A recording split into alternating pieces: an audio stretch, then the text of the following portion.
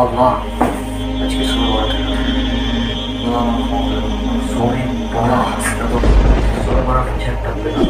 সব কিছুকে বাড়াবো। আমরা এখন ইবাদত করবো, সেটাও তো একদিন রোজা রাখবো, একদিন আল্লাহকে ডাকবো।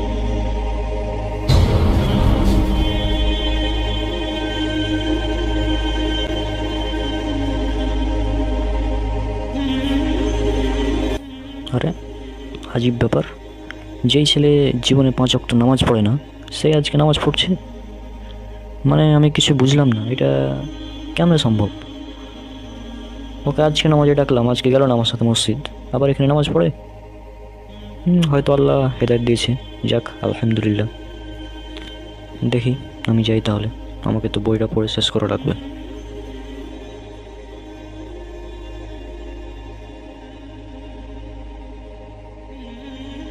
আল্লাহ আজকে শুরু করাতে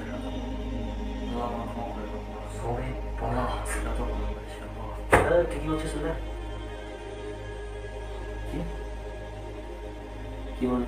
কি বলে তুই? আরে ভাই, সবে বড় হচ্ছে একটা বেদাত। এটা তো হচ্ছে বেদাত। তুমি না কি বলতে সব কিছুকে বাড়াবাড়ি। আমরা এখন ইবাদত করবো, সেটাও তোরা করতে দিবি না। তোরা এত বাড়াবাড়ি কেন করিস? সব কিছু বিরাট বিরাট বিরাট বিরাট। আমরা যদি একটা আমল করবো, সেই আমলটা তোরা মনে মনে করতে দিবি না। এই জন্য তোদেরকে নামাজ আমি সবাই বলা তোরা আমল করছি, তোর সমস্যা নেই।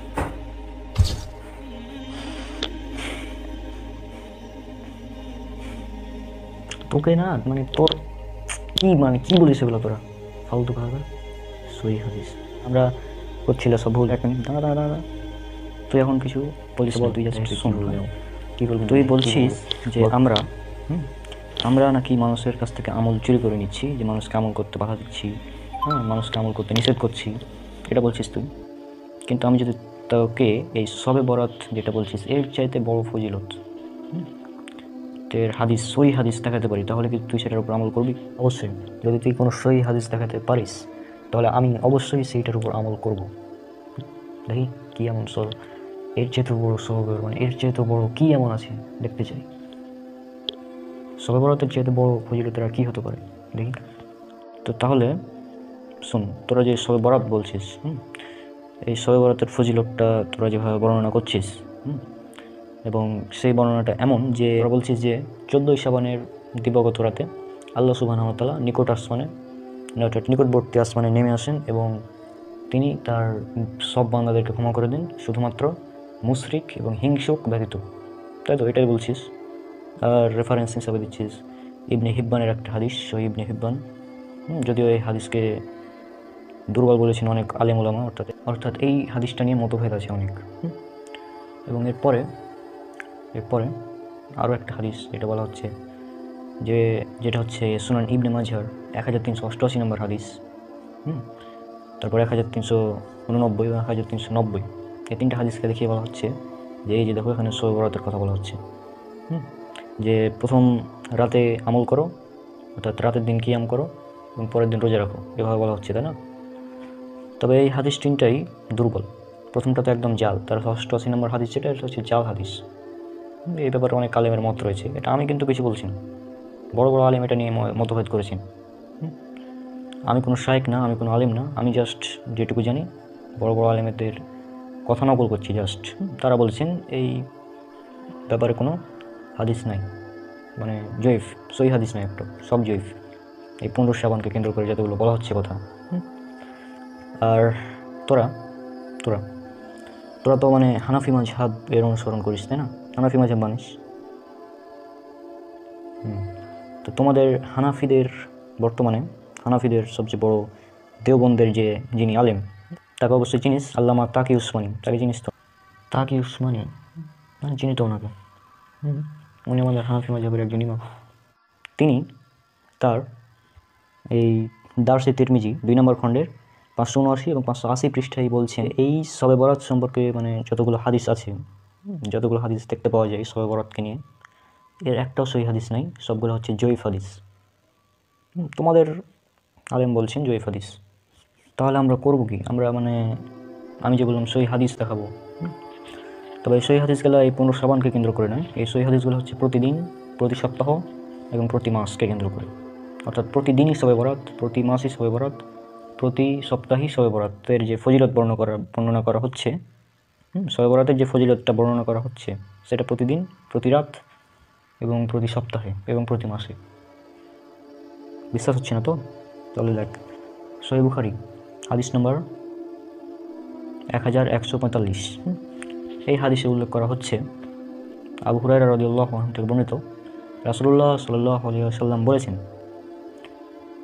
মহামহিম আল্লাহ সুবহানাহু ওয়া তাআলা প্রতি রাতের শেষ তৃতীয়াংশ অবশিষ্ট থাকাকালীন নিকটবর্তী আসমানে নেমে আসেন বা নিকটবর্তী আসমানের কাছাকাছি আসেন এবং তিনি ডাকতে থাকেন এবং বলতে থাকেন, কে আছো যে আমাকে ডাকবে, আমি তার ডাকে সাড়া দেব।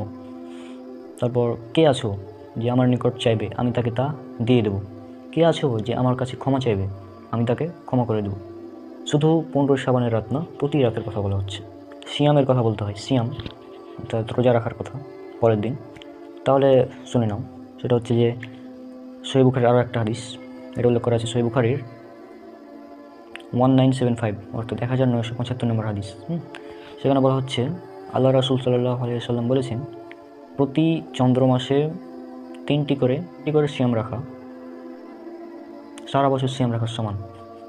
এবং এই হাদিস, যে দুটো হাদিস বললাম, এই দুটো হাদিস নিয়ে কারো মতভেদ নেই। আরেকটা আছে, সেটা বলি, সেটা হচ্ছে যে কি, আল্লাহ সুবহানাহু ওয়া তাআলা প্রতি সোমবার এবং বৃহস্পতিবার অনেক মানুষকে ক্ষমা করে দেন, তবে মুশরিক অর্থাৎ যারা শিরক করে এবং যারা হিংসা করে তারা ব্যতীত। এটা প্রতি সোমবার এবং প্রতি বৃহস্পতিবার, এবং এই হাদিসটা উল্লেখ করা আছে সহিহ মুসলিমে। তো এই হাদিসটা উল্লেখ করা আছে 6438, 6440 এবং 6441 নম্বর হাদিস সহিহ মুসলিমে। বলা হচ্ছে যে রাসূলুল্লাহ সাল্লাল্লাহু আলাইহি ওয়াসাল্লাম বলছেন যে বান্দাদের আমল প্রতি সোমবার এবং বৃহস্পতিবার আল্লাহর নিকট পেশ করা হয়, এবং তখন আল্লাহ সুবহানাহু ওয়া তাআলা অনেক মানুষকে ক্ষমা করেন, তবে যারা তার সাথে অংশীদারিত্ব করে অর্থাৎ যারা শিরক করে এবং যারা তার ভাইয়ের সাথে শত্রুতা করে অর্থাৎ যারা হিংসা করে তারা ব্যতীত, অর্থাৎ তারা ক্ষমা পাবে না, এবং বাকি সবাইকে আল্লাহ সুবহানাহু ওয়া তাআলা এই প্রতি সোমবার এবং বৃহস্পতিবার ক্ষমা করে দেবেন। এইগুলো হচ্ছে সহিহ হাদিস, এবং এই হাদিসের ব্যাপারে কেউ দ্বিমত পোষণ করে, সবাই বলেছে এটা সহিহ, একদম একদম খাঁটি সহিহ হাদিস, এখানে কোনো সন্দেহই নেই। কিন্তু তোমরা যে এই 15 শ্রাবণকে কেন্দ্র করে যে আমলগুলো করছো, এগুলোর কোনো ভিত্তি নাই। অনেকে জাল বলেছে, অনেকে জয়ীফ বলেছে, কিছু কিছু আলেম হয়তো সহিহ বলেছে, তবে বেশিরভাগ আলেমই এটাকে জয়ীফ, জাল এভাবে বলেছে। আর যেখানে প্রতি সপ্তাহে আল্লাহ সুবহানাহু ওয়া তাআলার কাছে ক্ষমা পাওয়া যাচ্ছে, সেখানে আপনি বা তোর মতো মানুষ পড়ে আছে যে এক রাতের জন্য, যে এক রাতে আল্লাহ ক্ষমা করবে। অথচ আল্লাহ বলছেন আমি প্রতিদিন, আল্লাহ প্রতিদিন মানে প্রতি রাতে আল্লাহ সুবহানাহু ওয়া তাআলা আসছেন, ডাকছেন, ক্ষমা বলছেন, কে ক্ষমা চাইবে ক্ষমা করে দেবো, প্রতি রাতে, শুধু 15 শ্রাবণের রাতে না। তোরা যেটা বলছিস না যে প্রতি, মানে এটা কী বলবো, মানে এটা তো এক প্রকার অস্বীকার করা হয়ে যাচ্ছে সহিহ হাদিসগুলো।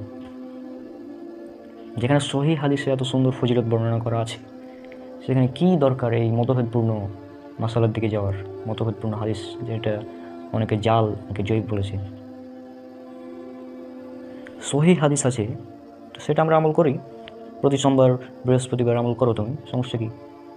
সোমবার রোজা রাখার কথা তো হাদিসে আছে, প্রতি মাসে 3টা করে সিয়াম রাখার কথা তো হাদিসে আছে।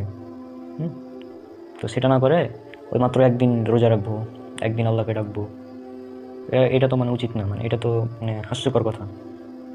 এই কারণেই আমরা এটাকে বিদআত বলি, একমাত্র এই কারণে যে সহিহ হাদিসকে বাদ দিয়ে জাল জয়ীফ হাদিস এনে সেটার উপর আমল করা হচ্ছে, এই কারণে এটা বিদআত। বুঝেছো এবার ক্লিয়ার কথা? তো এতক্ষণ ধরে যারা এই ভিডিওটি দেখলেন তাদের উদ্দেশ্যে বলছি, আপনারা এই শবে বরাত নামক যে বিদআত এটাকে বর্জন করুন, এবং সহিহ হাদিস যেগুলো বলা হচ্ছে প্রতি সোমবার, প্রতি বৃহস্পতিবার, প্রতি মাসে 3টা করে সিয়াম, এবং প্রতি রাতে কিছু নফল ইবাদত, প্রতি রাতে, প্রত্যেক রাতে করুন, ইনশাল্লাহ এই সবে বরাতের যে সবের মানে ফজিলতের কথা চিন্তা করছেন, এর চেয়ে লাখ লাখ কোটি কোটি গুণ বেশি সব পাবেন। কিন্তু সবে বরাতের একটা আমল যেটা বেদাত, এটা করতে গিয়ে আপনার সব আমল বরবাদ হয়ে যাবে। তো আশা করি আজকের পর থেকে এই সবে বরাত নামক বেদাত সবাই বর্জন করবেন।